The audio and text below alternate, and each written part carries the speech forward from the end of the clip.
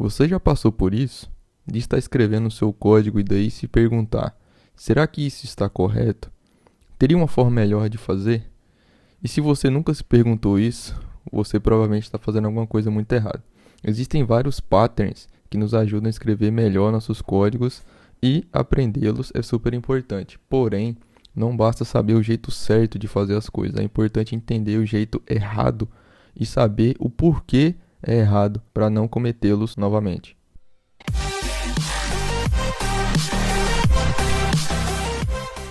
Fala galera, beleza? Júnior Alves aqui. Afinal de contas, você sabe o que são anti-patterns? Basicamente, são padrões considerados má prática dentro do desenvolvimento de software. Você precisa entendê-los para evoluir sua escrita de código. Hoje eu vou te mostrar alguns anti-patterns muito comuns dentro do React e com certeza você já cometeu alguns deles. E preciso muito da sua ajuda, precisamos bater nossa meta de 100 mil inscritos em 182 dias. Você pode me ajudar deixando o máximo de comentários aí no vídeo. Dicas, sugestões de vídeo, dúvidas, enfim, qualquer coisa. Vamos juntos bater essa meta e mostrar para o YouTube que nós, devs unidos, fazemos a diferença. Então deixa aí nos comentários, não só nesse vídeo, mas em qualquer vídeo aqui do canal. Sempre que você assistir um vídeo, deixa o máximo de comentário e compartilhe o vídeo também, que isso vai ajudar demais a gente bater essa nossa meta aí. Muito audaciosa, mas eu conto com vocês que a gente consegue bater ela até o final do ano. Beleza? Então vamos lá para o vídeo. Esse é um dos mais difíceis anti-patterns aqui de solucionar dentro do React, mas é o mais comum também, que é o seguinte: por que ele é tão difícil? Né? Por dois motivos. Primeiro, que provavelmente não será intencional você criar componentes ali que são bem grandes, né? E vão ficando cada vez mais inchados à medida que o tempo vai passando e as necessidades vão mudando ali dentro da perspectiva desse componente, e ele vai ficando com inúmeras props, inúmeros ifs ali dentro, etc. Posto, né? Que é o seguinte, que é a otimização precoce. Então, tem esses dois detalhes que a gente precisa ficar ligados. Primeiro, se o componente começar a ficar grande demais, aí a gente precisa refatorá-lo, né, para a gente não seguir com esse anti-pattern, que ele inevitavelmente ele vai acontecer em algum momento da sua aplicação. Certo? Em algum momento do seu componente ele vai ficar inchado, ele vai ter várias props que não necessitavam estar ali, que a gente poderia separar em componentes menores, até para ficar mais fácil de reaproveitar, testabilidade e etc. Que eu já venho batendo nessa tecla em vários outros vídeos aqui do canal.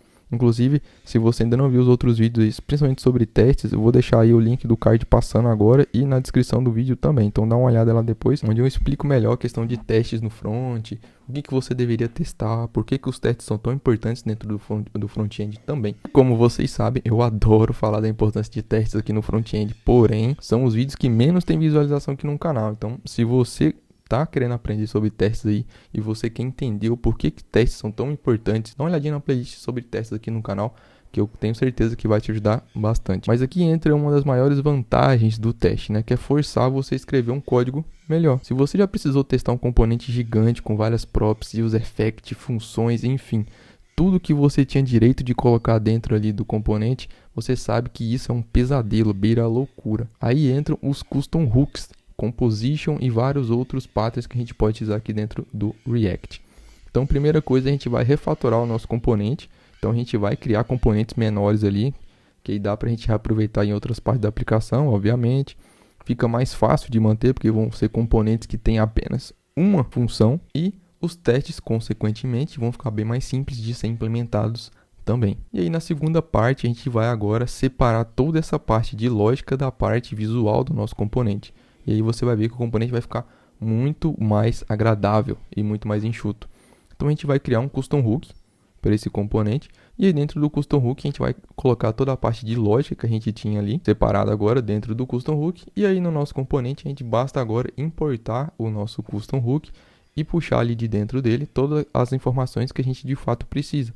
Então agora a gente tem a parte de lógica e a parte visual do nosso componente em dois cantos diferentes.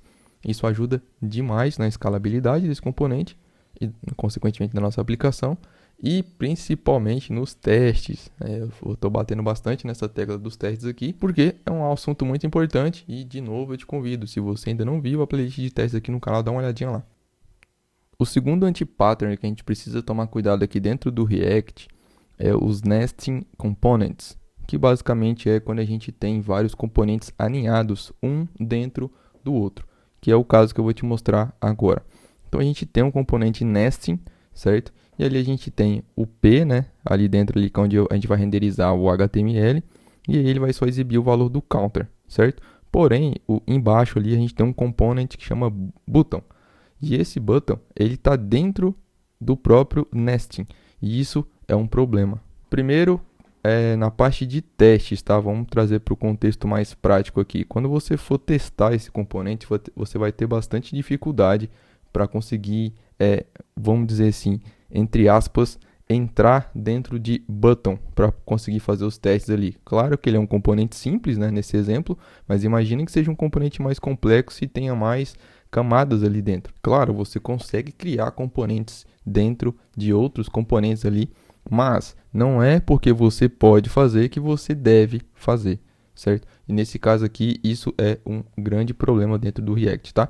Então, não vamos criar, né, os nossos componentes dentro de outros, até porque o React é baseado em cima de components. Então, a gente ter essa camada, né, a gente ter essa separação, né, de componentes ali, ajuda demais na parte de escalabilidade na nossa aplicação, testabilidade, manutenabilidade e etc. Então, todas as vantagens que a gente tem quando a gente cria os componentes isolados, é a parte que a gente consegue reaproveitar eles depois. E aí, quando você declara um componente dentro do outro, você não consegue reaproveitar ele em nenhum canto da aplicação mais. Então, a gente sempre separa os componentes ali, a gente não cria o componente um dentro do outro, porque isso é um anti-pattern muito perigoso dentro do React. O próximo anti-pattern está bem casado ali com essa questão dos nest components, que é quando a gente exporta mais de um componente por arquivo. Por questão de organização mesmo, a gente não deveria exportar mais de um componente por arquivo. Então, sempre separe, né, seus componentes ali em arquivos separados. Igual nesse exemplo do button, a gente poderia criar um componente button dentro da pasta components, ou se ele fosse um componente mais específico de alguma página,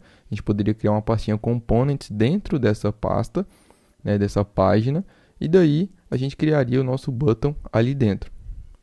Mas não criando ele dentro do mesmo arquivo e exportando ele para o restante da aplicação poder utilizar. Isso é um anti-pattern muito ruim dentro do React.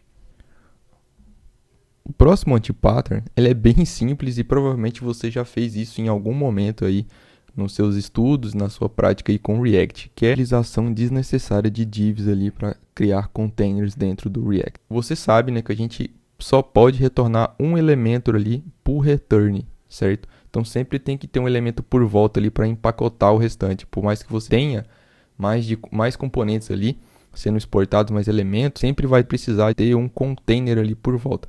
E geralmente a gente utiliza o quê? Uma div, certo? Porém, isso é um anti-pattern. Por quê? Primeiro que não há necessidade da gente ter uma div a mais, a gente está criando um elemento a mais no HTML e na parte de estilização também a gente pode ter vários problemas, né? Várias dificuldades em relação à estilização por conta de ter essa div a mais ali por volta dos nossos elementos. E aí o React ele já provê uma funcionalidade que ajuda demais a gente nesse caso aí, que é o fragment.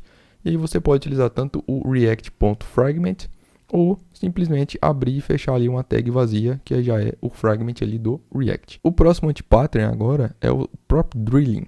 Esse é muito comum, infelizmente, e já tem vários vídeos aqui no canal onde eu explico, né, o quão danoso esse anti-pattern é. O próprio drilling é bem comum, né, como eu comentei, e aí a gente tem algumas formas ali de solucionar ele. Mas por que ele é tão ruim? Existem outros vídeos aqui no canal onde eu comento mais e te mostro na prática ali como ele é ruim. Então sempre que uma prop muda, o componente é renderizado. E quando você tem um prop drilling, você tem ali geralmente intermediários que recebem props e não precisam receber props. Ele está só recebendo para poder repassar para um filho dele. E isso é um problema. E a gente consegue resolver isso de várias formas. A Context API é um exemplo já, né, default do próprio React que a gente consegue resolver o prop drilling. Então, basicamente, a gente vai criar um contexto, nesse caso aqui, um contexto de use counter. Primeiramente, a gente vai criar, né, o nosso context ali, depois a gente vai criar o nosso provider, o counter provider ali. Dentro dele, a gente vai ter o nosso estado de counter, vai ter as funções ali de incrementar e decrementar. E aí, por fim, a gente passa no value ali do provider, tanto o nosso estado quanto as funções. E aí um passo opcional ali no final é a gente criar um custom hook para ele já. Então dali de dentro a gente já consegue utilizar esse nosso contexto. Agora eu vou te mostrar aqui um pattern que é bem interessante também. Aí já é um pattern, né? Tem outros vídeos aqui no canal sobre patterns, tá? Então esse camarada aqui ele é muito importante, principalmente aqui dentro do Next 13 com React Server Components, que é a parte de compor, né? Então a gente vai separar ali no caso o nosso provider. Ali precisaria do use client ali em cima no provider, tá? Caso você esteja utilizando o Next 13 com a App Router. E aí basta a gente depois exportar, né, esse provider e passar ele por volta ali da nossa aplicação. Se você estiver utilizando o Next 13, vai ser no arquivo layout dentro de app. Se você estiver utilizando o Next nas versões anteriores, aí a 13, vai ser no underline app, que fica dentro da pasta pages. Se você estiver utilizando o Vite ali, o React Vanilla, vamos dizer assim, você vai precisar passar os providers ali por volta ali do seu index, né, que geralmente fica na raiz do projeto. E aí agora basicamente a gente só precisa utilizar o nosso hook, né, o use counter context.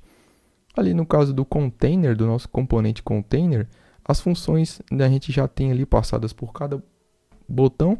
A gente vai remover as props que não são necessárias mais, então existem várias props que a gente está recebendo, a gente vai passando essa prop counter ali, né? Cada componente ali, filho e neto. E aí, nesse caso agora, eu só preciso do counter de fato dentro do meu componente counter. Então, não preciso nem do use state mais nesse caso aí.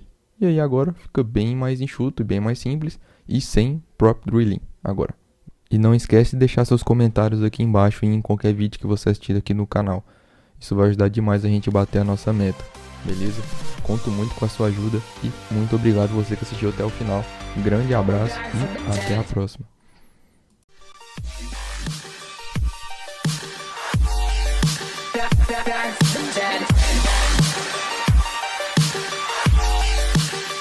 Back from the dead.